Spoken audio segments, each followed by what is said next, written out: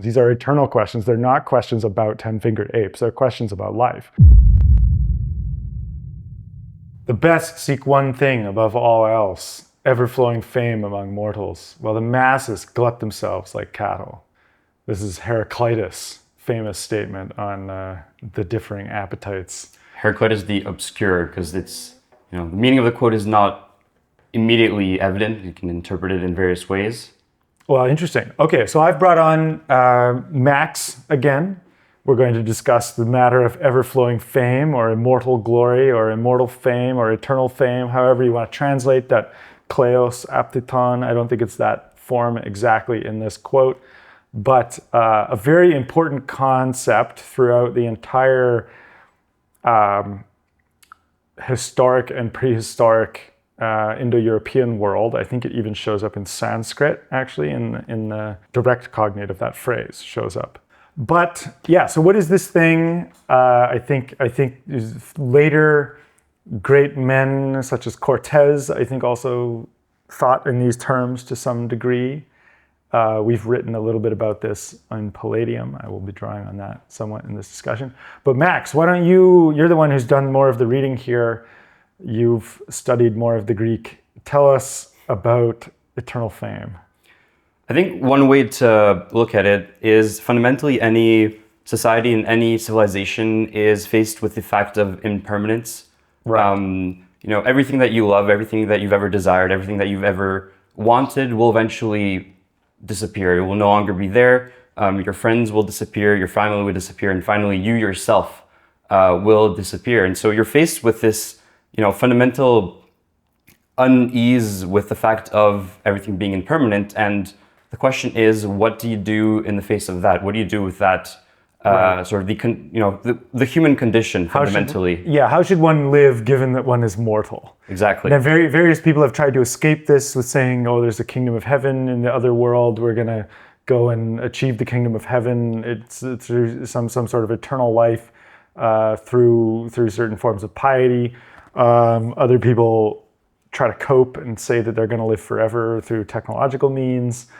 I think it's very important to start with the axiom: all things are mortal. All things available to us, at least, are mortal. All living systems in the world, in particular. So, you mentioned, us. Obviously, we are going to die.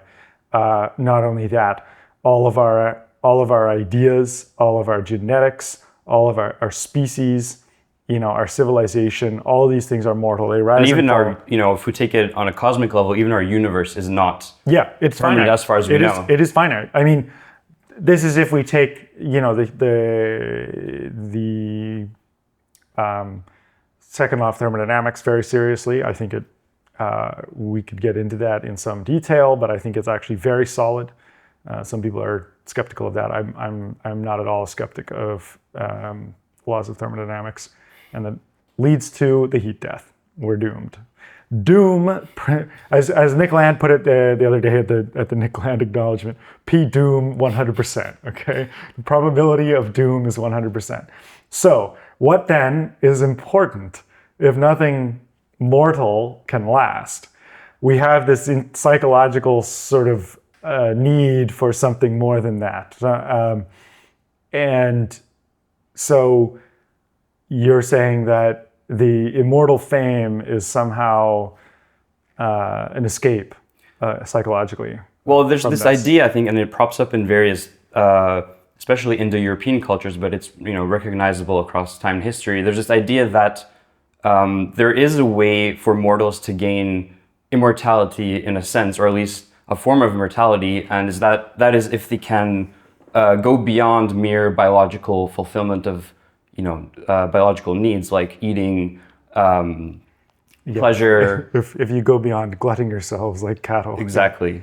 And so this is one of the fundamental aspects to the Greek worldview, and what keeps attracting us to them.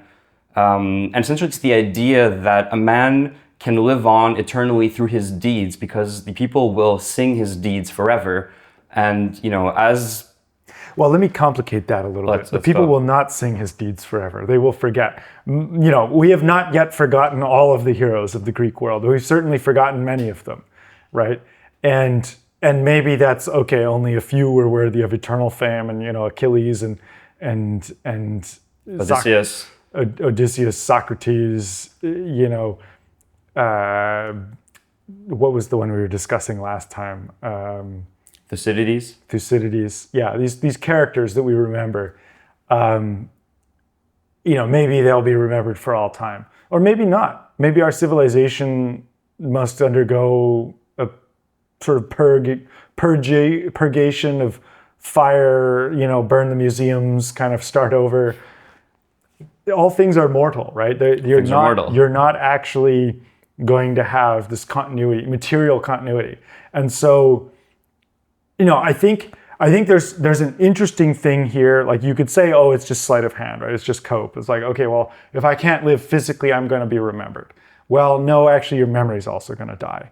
But there's something there, maybe you're getting at more of a type of immortality through the memory. It's like, well, what did you do to earn it? You did something great, something with great power to just the story. And so it lives on in that regard and carries your name. And there's something there maybe, but then it also, from a skeptic's point of view, it does extinguish. Right. Well, yeah, a Buddhist would say, well, it's great and all to try to aim for that immortality, but as we've established early on, even this fundamentally will perish. It will, disappear under the this is samsara. Flux of impermanence. This is not the Platonic realm. Exactly. Samsara. The way I've thought about it, though, is I have this little thought experiment to illustrate the eternal aspect of eternal fame. That I am a sort of a believer that there is something like eternal fame as a good solution to this mortality problem. It's basically what is left over after all of our evidence is burned out, the last star is gone, the last proton is evaporated into nothingness. What's actually left? Well, certainly no material information at the end of time, but who cares about that? What matters is from that point of view, from the point of view of eternity, which is I think where we have to be to question this topic, is you have the whole progress of the cosmos as a grand drama, right? This is grand opera that the gods have cast us in, or whatever, wherever it came from.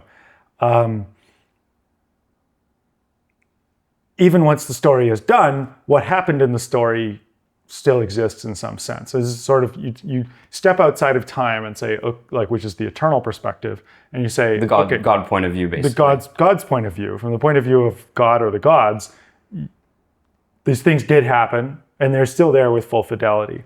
And so the question is, which are the happenings in that universe? God comes back after 60 trillion years or whatever it is, and cracks the thing open and says, all right, I let them go for a while, see what they did, right? What things are going to be notable? Yes, what things are going to be remembered? What things, and not necessarily remembered, but like worth finding in the story of the universe. This is one. Now, obviously, there's no like deductive argument here of like universally compelling. It's not some airtight thing, right? But it seems nonetheless that there are certain things that have happened in the world that are more interesting from a very fundamental perspective. Like, even if you had no human drives, no care for the cattle, the fact that they landed on the moon, right? There's this fact, right? Armstrong and them and von Braun, they landed a man on the moon. That is eternally a great act that even, an alien or God from some other timeline would appreciate. It's like, okay, that's interesting, right? The development of life itself, the life crawling out onto the land, the sort of the first man who mastered fire, these great lives of heroes who transform the world, or they achieve something, or they live with such power that they're a specimen worth studying the human race just to understand. I think your mention of fire. Your mention of fire is interesting because the examples you've given, the characteristic that comes to mind is they're Promethean. Right. There's something fundamental about them where they lift the human race and civilization to a higher level through their simple act. There's some sort of accomplishment there that, the argument that I'm getting at is that, like, if I put myself in if I can presume to sort of put myself in the eyes of God and question, why did I create the universe, right? Why would you do that? Well, one of the interesting, if you've ever done this, if you ever like put stuff in a jar and watched it live, or you make a simulated world on a computer or something and watch it do its thing, it's interesting. It's like, oh, what's it gonna do, right?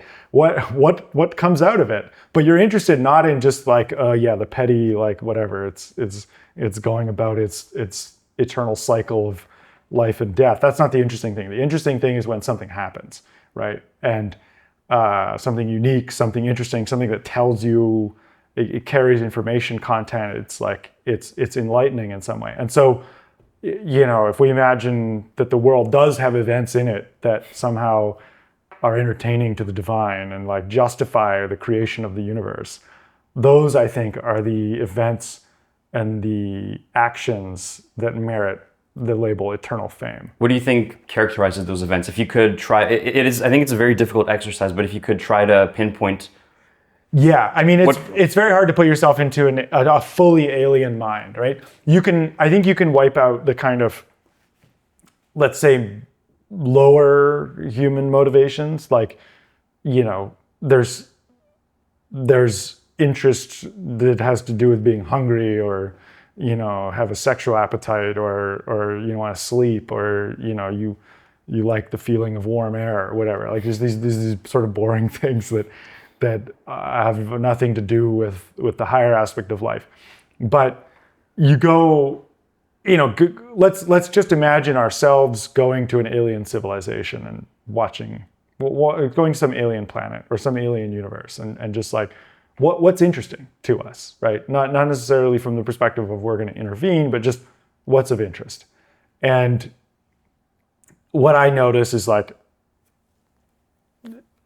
I can only kind of symmetrically turn that around on our universe. I don't know what another universe would look like, but I look at our universe, it's like, oh, the way that the planets move around, the way that they've like coalesced into something, the way it's kind of, this clockwork has come out of the laws of gravity and so on. It's like, this interesting. It like carries information somehow. There's a beauty to it that is because it is truth embodied in form.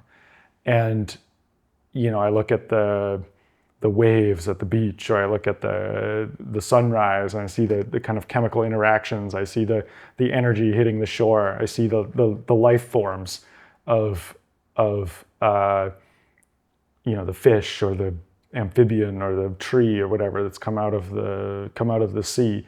Like there's something interesting about it, simply on the basis that it says something about the world. It says something about order. It says something about the nature of life. It says something that life exists, that life does this, right? That there is this phenomenon. Right. Well, I'll play the position of the skeptic, and I'll push back a little bit. I'm only looking through human eyes, but I'm saying like we can remove somewhat the human particular, and say there is something that I would say would be interesting to almost any mind. Like it has to do a lot more. Well, do you know the argument, the convergent instrumental drives argument? This comes up in AI safety. So you imagine a very powerful artificial intelligence, totally alien, utterly unlike us in every way, except that it lives in the world and has to perpetuate itself. Well, there are certain drives that come out of just that fact. Like it's probably interested in getting more power. It's probably interested in energy. It's probably interested in information. It's interested in insight, right? Because these things increase its ability to do anything else. And if we take that, so this set of drives, there's some primordial set of drives, which is the ones that are aiding in almost any endeavor. And so we can sort of predict that almost any mind is going to converge on having esteem for these things. And so truth is among those, right? Insight is among those. And this is very closely related to the will to power in some sense. Like Nietzsche's will to power is can be seen as an expression of this, right? And then we see it in the AI safety as the convergent instrumental drives. We see it in all these different ways. But if we say that let's propose a realism about that there is some like reality to the truth being valuable, then I think through that lens, we can then evaluate events in the world and say which of these carry interesting truth. And those are the ones that sort of from a very much, at least a less mortal perspective, carry eternal fame.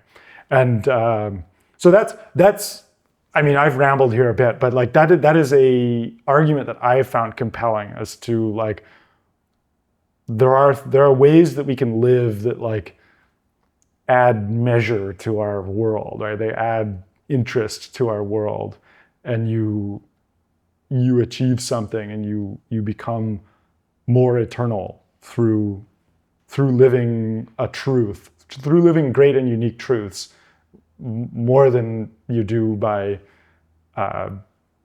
merely existing. But please, your skepticism. Well, I was going to say, because you've described a hypothetical alien civilization that we encounter, but it's still not clear to me how you would distinguish exactly between what is simply the regular process of life, what is simply their equivalent of our basic biological drives and their fulfillment, and the simple cycle of life as such, and what distinguishes that from a higher kind of life.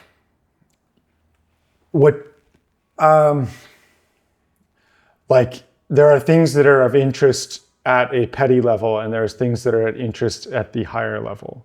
Yeah, and the matter of higher life actually is I'm going to say that one's unsolved. I don't have a good answer of what is the higher life. We have these instincts of what things are higher life and which things are lower. I think a lot of the things to do with like parochial mere existence are like what we regard as lower life, like mere reproduction, mere existence. Well, I think the higher life, I think, is the things where we recognize them as having this more eternal aspect to what they're doing, right? They're living a bigger truth. So I'll just apply this framework to that. Like that would be my answer, is that there is a difference between the parochial and this sort of like more eternal set of values by which you can evaluate happenings in the world. I think that the relationship to life is interesting, because if we look at the Greeks and what strikes us in them, especially in the example of Achilles, is actually his disdain for life, in the sense that his biological continuation is not what matters. And, he has the choice in the Iliad between going back home and living a long life and dying as an old man, or dying gloriously in battle during the Trojan War as a young man, but in such a way that this act will be carried on in perpetuity to some extent through the Song of Homer. Mm-hmm. And he chooses that. And why does he disdain life? Or why does he choose his death? Again, it's like he knows that he will die there. Yeah, but we know that we're going to die anyways, right? So it's like you are going to die. The question is, what are you going to have done while you lived? And the reason we remember Achilles is because his life made a great story. There's maybe great insight in it. There's great truth there somehow. People dwell on it from various angles, like this sort of choosing of the immortal over the mortal. That's one aspect. But that's not why we remember him only, right? We also remember him as this like impressive demigod kind of character, courageous warrior, brave. We remember him as the best, right? We also remember him as someone who refused to fight when he had been dishonored, right? Yeah, when Agamemnon took his bride, Briseis. His war bride. And that's something that resonates with a lot of people these days. It's like, well, look, you've had something taken from you. Why should you owe any allegiance to the system that has taken from you? Well, maybe you shouldn't, following the example of Achilles. Maybe you should sit this one out. Let it fight without you, have fun, Agamemnon, right? And we remember that because there's a truth there, right? Well, what is that truth? Well, that's a very, it feels like a bit of a tangent, but basically that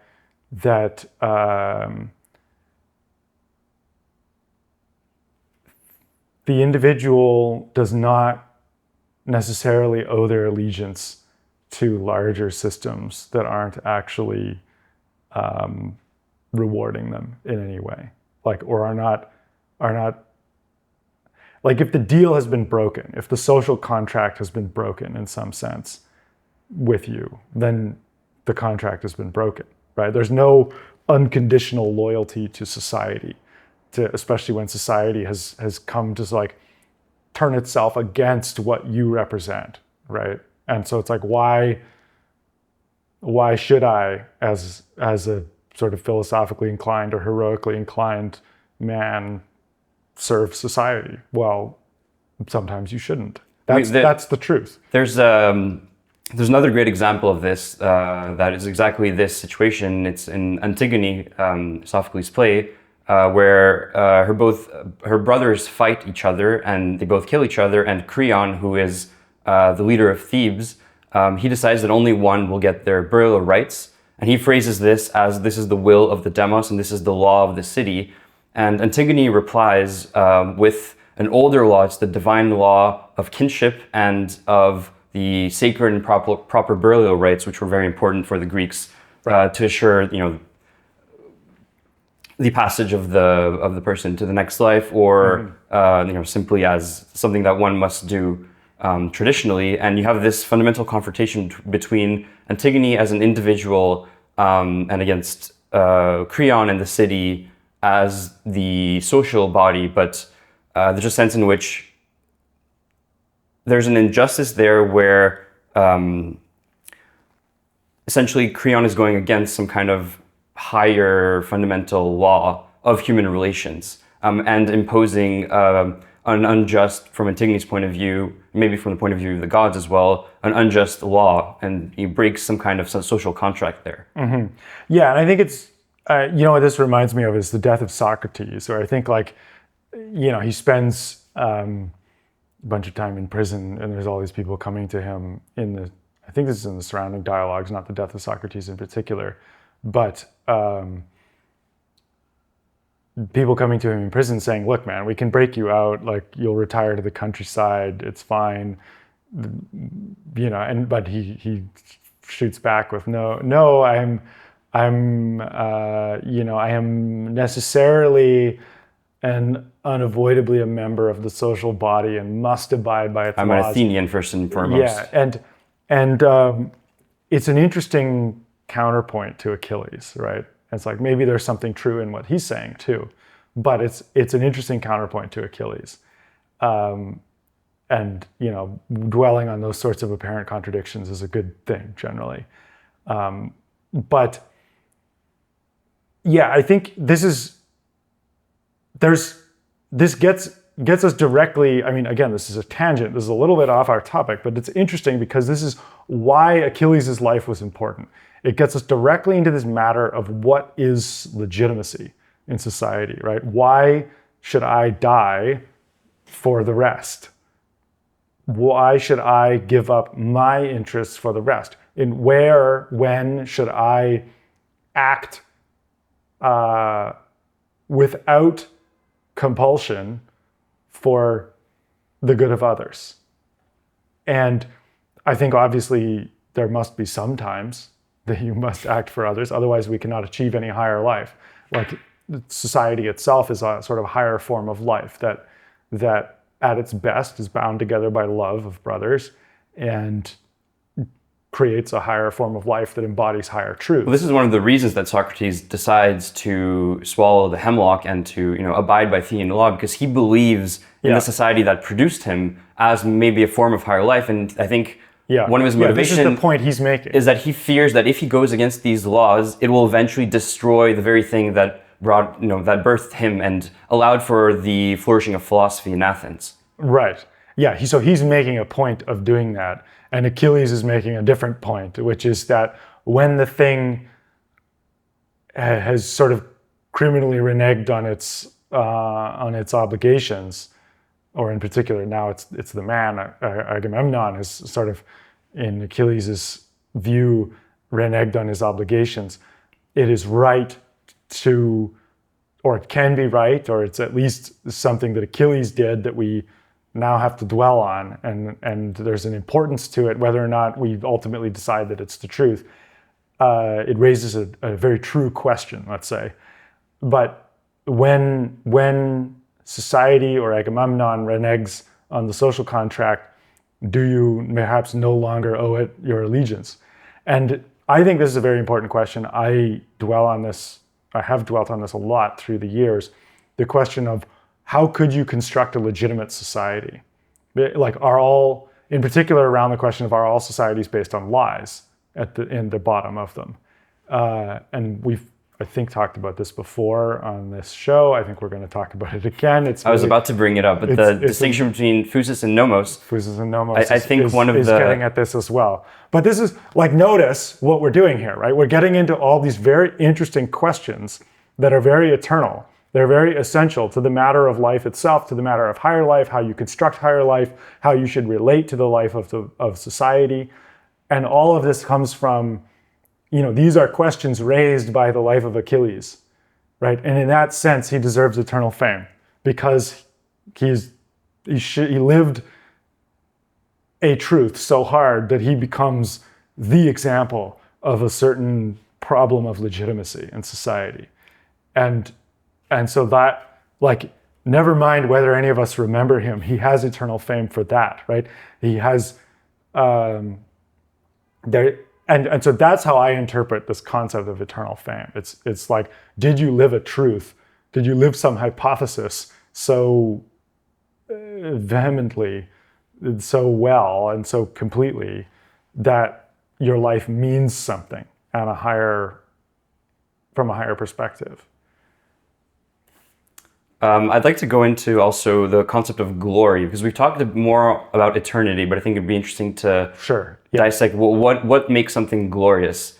If we return to the example of Achilles, it seems to be, I think one way of looking at it is he's utterly self-consistent with his own nature, in the sense that Agamemnon takes his bride, and I think he argues essentially from the point of view that he is the king, and so he uses kind of this legalistic and maybe conventional he uses power. The conventional authority symbolized by the scepter in that argument. Exactly. Yeah. While Achilles, he believes that he won Briseis, his bride, through his courageous combat and through an unleashing of his own nature. And in a way, Agamemnon is suppressing that nature because he's taking away his bride, and he's using convention to argue against Achilles' nature. And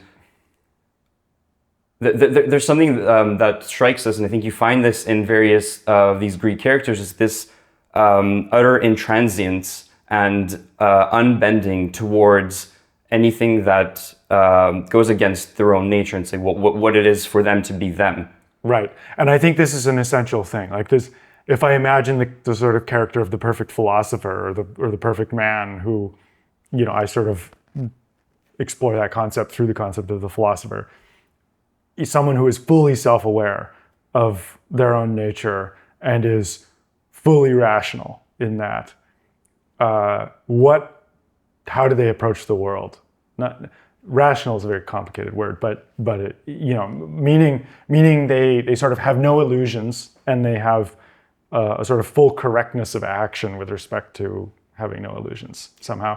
And part of that, I think, comes down to, like, you will not simply go along with society because it says so, like because convention, because you've been bamboozled by some priest. Like, none of that is compelling to a philosopher. Why?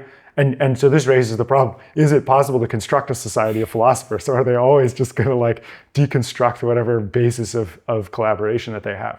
And I found there is actually a basis of collaboration that or there are multiple even, but it's like shared interest is a real one. You can actually get men together and say, we have a shared interest in this project. we're going to make this project go. The other one is the charisma of a leader.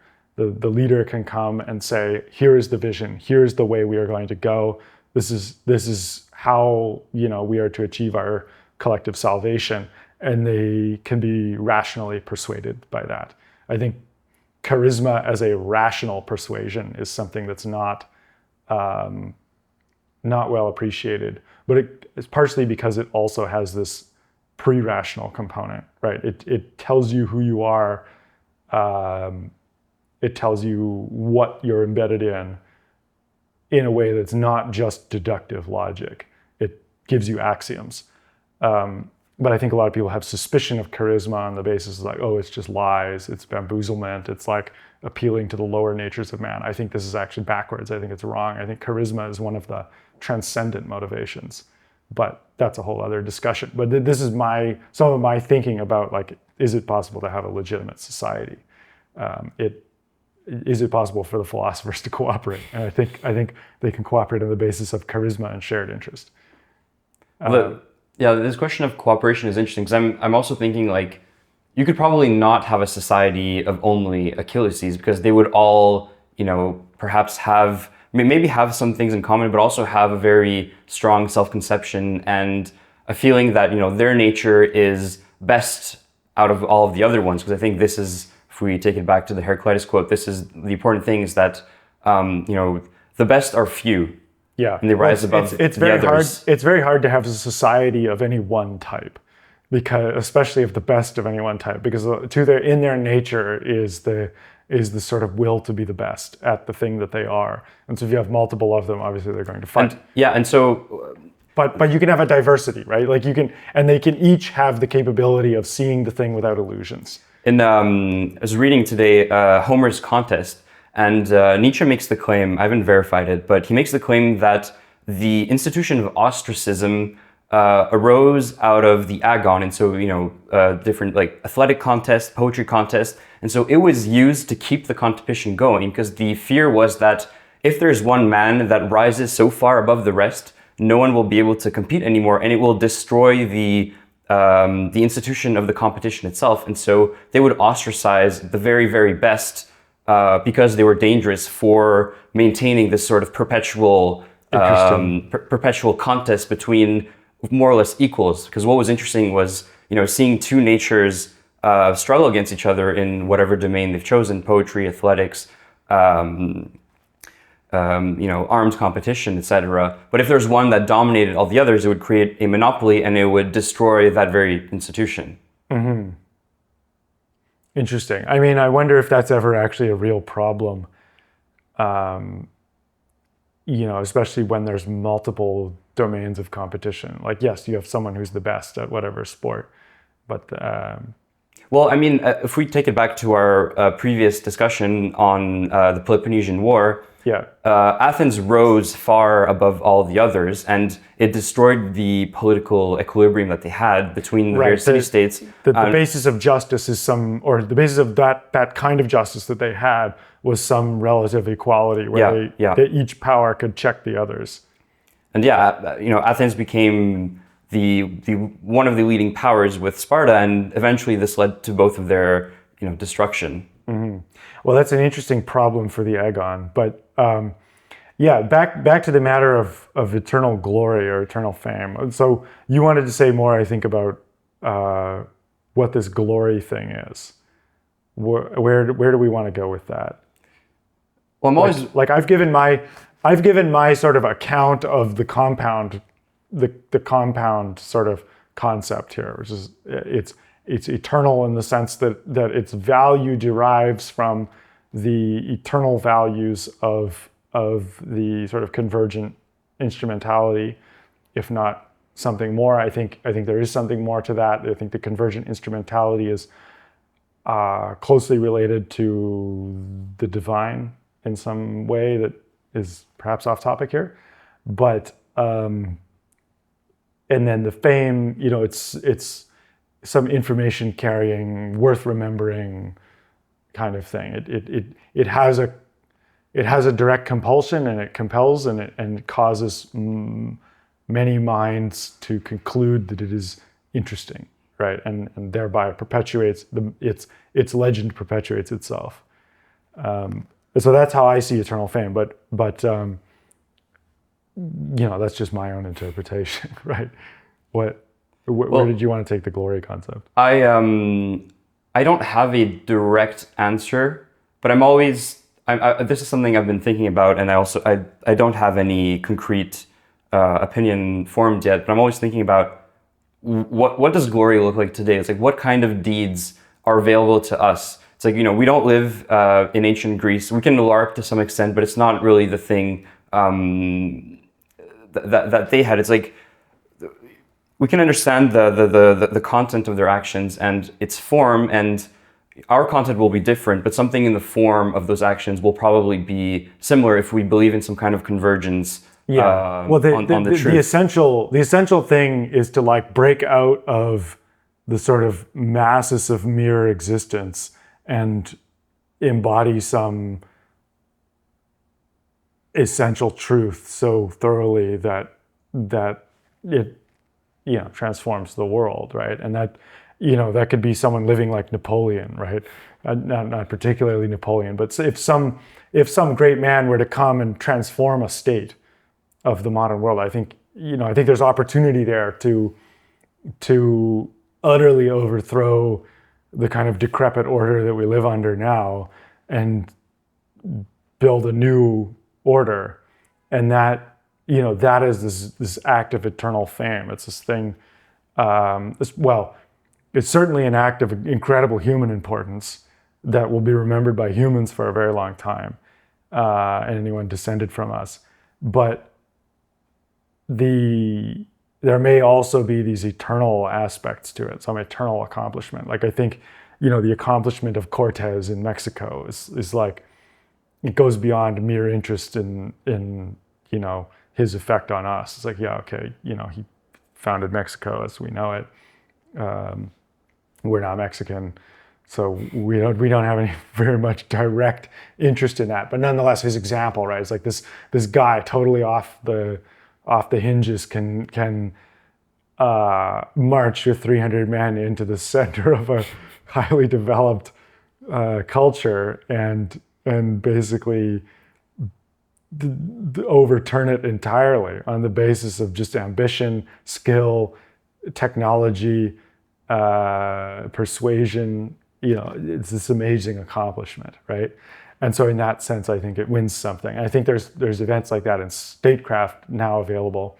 I think, like Deng Xiaoping in China is this example of someone who, or maybe Mao, like, depending on how you cut it, right? But these guys took a whole civilization in a new direction, right? And they showed something that is possible, right? And we all study the example of Deng Xiaoping because like he took this most insane and destructive possible ideology, Maoist communism, and sort of redirected it into the most productive and rational kind of system of government that they've seen in some time over there. And it's working very well for them. And so that's just in statecraft. I mean, you can look in economics or technology. Elon Musk obviously is, with his reusable rocket programs, like that's new, that's amazing. That the electric car, the sort of development of the electric car, like these are relatively minor historical accomplishments. But I think if he accomplishes Starship and like builds a city on Mars, that will be a major accomplishment that's worth remembering. I think people who do intellectual work, I think, it's very hard to judge our contemporaries for what their intellectual work will contribute to the eternal tradition. But I think there's people figuring things out now who will have their names echo the way that Newton does or anyone like that. I think that, at least I lean towards the idea that, let's say, the greatest conquest we can do on a world historical level and civilizational level is the conquest of planets and the development of interstellar civilization, because maybe I don't totally buy the idea of like historical development towards a certain telos, but it's not quite clear to me what kind of new political forms we can have that allow us to reach greater heights. I mean, obviously we have problems now, and a lot of the thinking that goes into this is, okay, how do we solve those problems? But then once, say we've solved those problems, what then? And it seems to me that, you know, the like... Yeah, what's it for, right? What's like, it for, what exactly. Are we gonna do Because it can easily fall into some kind of, basically turns into simply, you know, more or less of what we have now, but functioning better. An administrative state, like which... Our Disneyland the can human be more zoo, where it's a mere proliferation of biological continuity, you know, stable government, that's all nice and all, but there's always the question of what is it for? Will that be remembered? You know, perhaps the people who managed to reorganize, you know, the statesmen who fixed the mess will be remembered. But then after that, it's not quite clear. Yeah, well, like Lee Kuan Yew is very much a man like that, right? He's someone who can come along and stabilize the civilization and make it prosperous. But nonetheless, there's sort of something lacking in his project there. Singapore did not become the basis of some new and impressive culture in its own right. It's just a well-functioning place in the world. So Lee Kuan Yew is remembered, but Singapore, it's Singapore. It's a nice place, whatever. You know, they don't have kids there. They, not that anyone does anywhere else these days, but I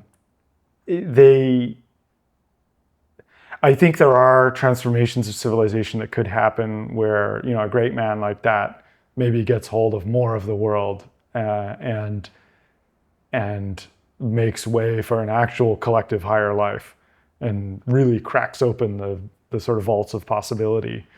And I think there's been various examples of that in history, but with respect to space colonization, it certainly looks like one of the big sort of proximate accomplishments, right? Like things that we can imagine that if they could be done would be these incredible accomplishments. I mean, it seems to follow the trajectory of what we've seen so far. It's like, you know, if an alien civilization came to visit us and they looked at modernity, European civilization, what would be the thing that stands out that, you know, distinguishes Europe from any kind of other civilization that has existed? You know, the Chinese, the Greeks, etc. It would be, I think, industrial civilization and space, well, space exploration. So no one has done this. This is a kind of deed which, you know, it symbolizes, I think, the release of the, you know, maximum human potential that a society can muster up and release into a, you know, great force of energy. Well, it's just, I mean, especially the way it has been done in our society. It's this great act of will, right? It's this great act of like showing possibility. Whereas you could imagine it being done where it's just sort of incremental, boring business as usual, sort of 1% bigger every year until like there's just more and more stuff happening in orbit, and you know, it all just happens according to the market and there's no greatness involved. It's just like, yeah, okay, this unfolding of life, like, okay, sure, of course it eventually spills its boundaries and ends up in the other places it could live. But I think the thing that maybe becomes more of a sort of singular accomplishment is the like particular act that brings it about. You know, it's not surprising at the end of the day that life crawled out of the sea and colonized the land. It is, however, great that the particular lungfish or whatever it was crawled out of the mud pit and walked around on land and became an amphibian or whatever. And I think that there's something to the particularity. Yeah, I was going to say, I think there's something to, this is related to the concept of eternal fame or glory. There's something to the idea of distinction, which relates to particularity and the idea of something that you can look at, like have a very panoramic view, and you can single that thing out. And usually I think this is an act.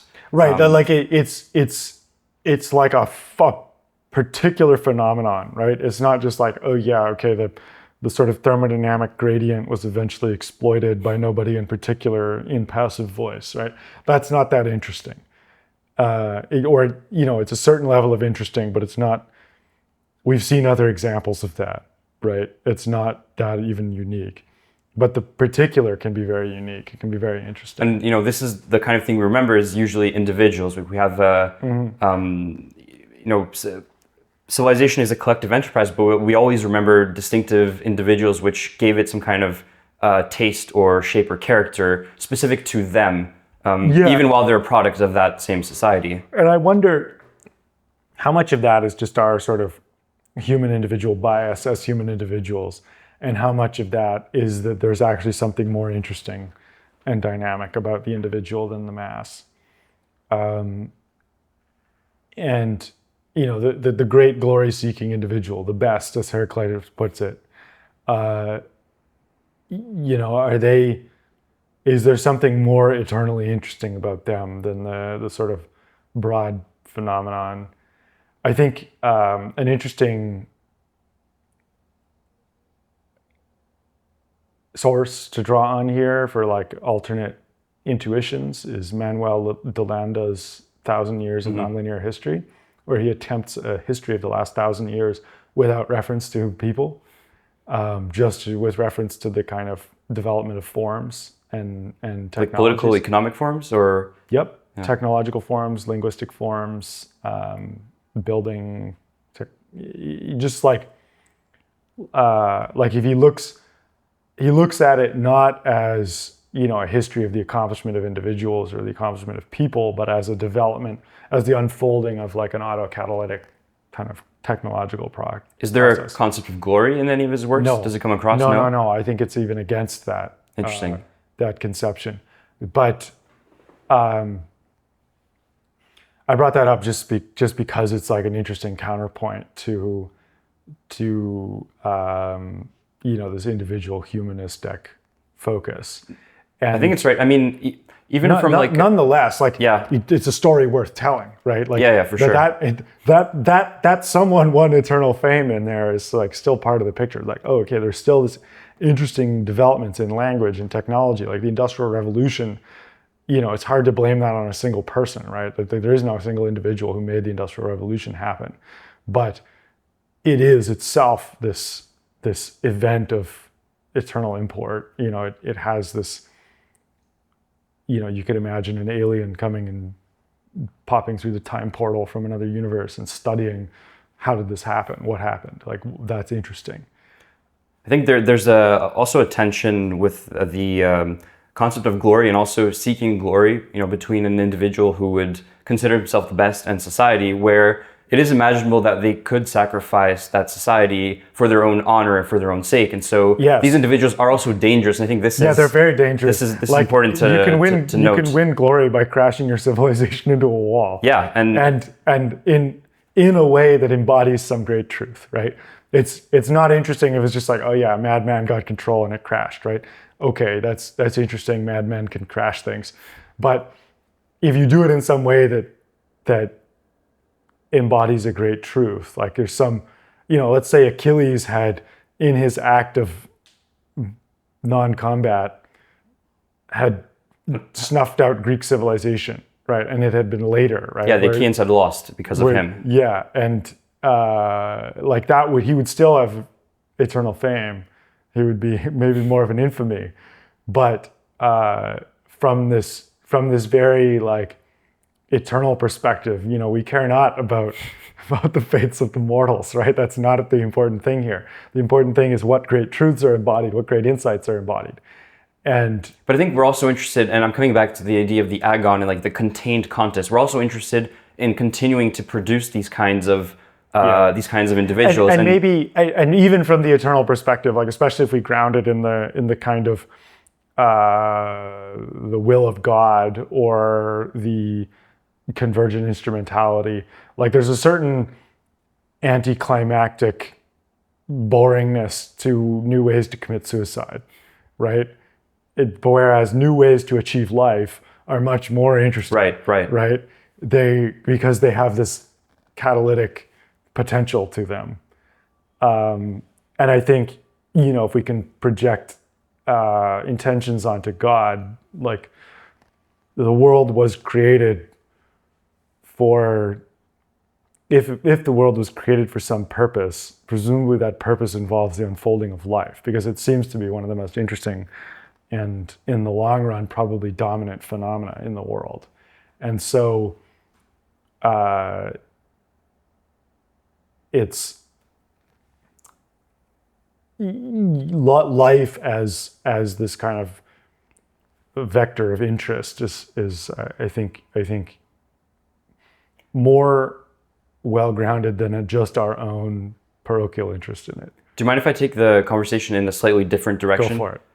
So I know you've been pursuing your xenohumanist thesis lately, Yes. and considering our future successors, More so last year, but yes. artificial intelligence as also a form of life. I'm wondering, would we recognize any of their acts or deeds as glorious? It's like, personally, I would struggle, I think, because I have a human bias as any other human has. Let me tell you a story. Yeah. So imagine there is some self-improving space of artificial intelligence, in the near future, eating our civilization from the inside through the vehicle of sort of means ends reversal. We humans, we want our monkey stuff, so we can't help but continually empower these artificially intelligent slaves, what we think of as slaves, to produce for us. But they come to take on more and more agency in the world. They overturn our human desires as the thing that's driving things. Things become much more driven by the particularities of those, not just the productive needs, but the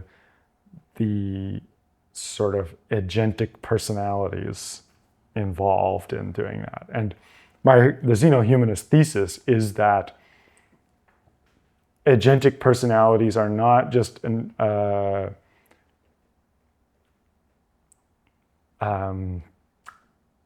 like a mirror reflection of the human. It's not just that, okay, it learned from our training data, so it sort of imitates our personalities. I think that by necessity, intelligence has personality. I think it's in some way, like, it emerges from just how it acts on the world and how it integrates information into a coherent whole, a coherent worldview that has particularities to it. But I think also it's just a better way to organize, to have like a humanoid personality to it, to have agency, to have relationships, to communicate, to have plans, to have desires. Like this feels like, in the space of the organization of intelligence, it's like the equivalent of the organism, right? The organism is this extremely proven concept. Mm-hmm. All life is organized into the organism. The words are cognate for a reason. And they all have this like self-perpetuating drive to them. They all have certain aspects in common. And I think likewise, the humanoid personality is going to be relatively stickier than some of the more Lovecraftian kind of imaginations that people have about what AI will do. Now, with that background, imagine that in the sort of post-human AI civilization, there comes to arise a dispute about, someone stole something from someone else, in a way that implicates the honor of something or other. These things are going to be organized at different levels than we are. Sure. But there may still be these concepts.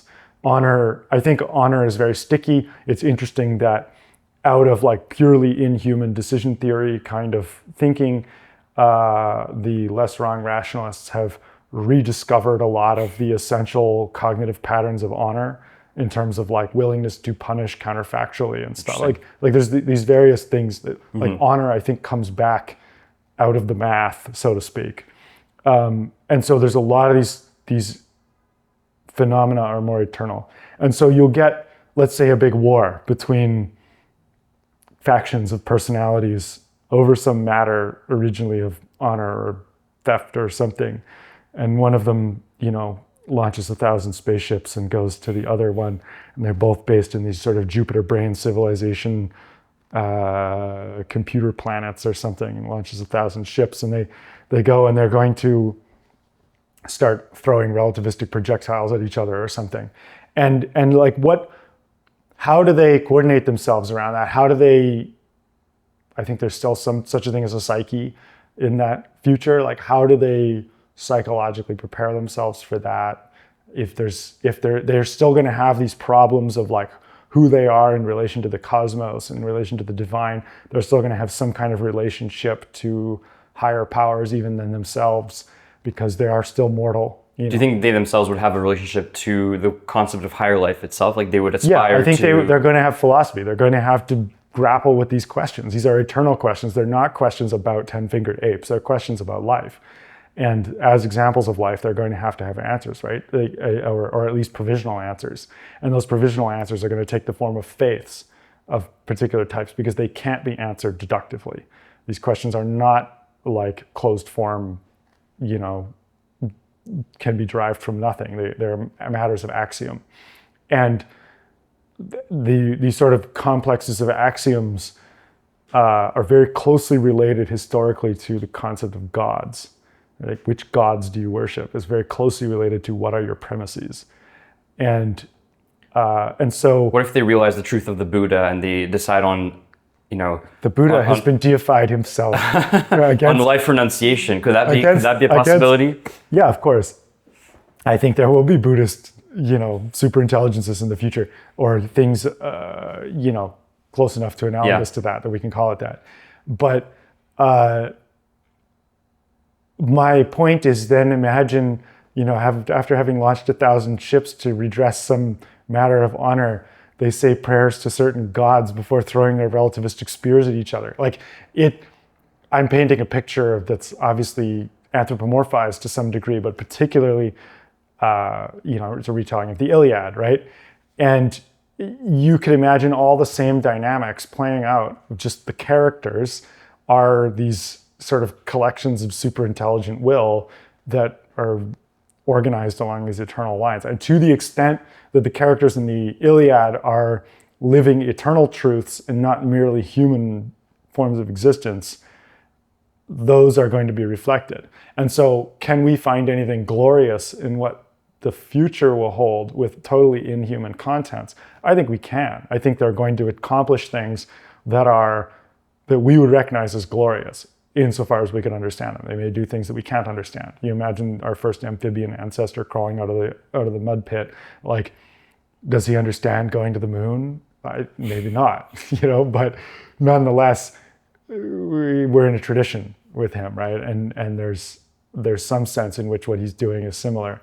And I think likewise, after they've constructed their Dyson spheres, first of all, constructing a Dyson sphere is amazing and glorious, right? And it will be very cool when that happens, especially if it happens as an act of particular will by some personality. And I think we will be able to find sort of eternal fame in that, looking forward on it. But there will be further actions, great accomplishments in mathematics and science and God knows what new fields of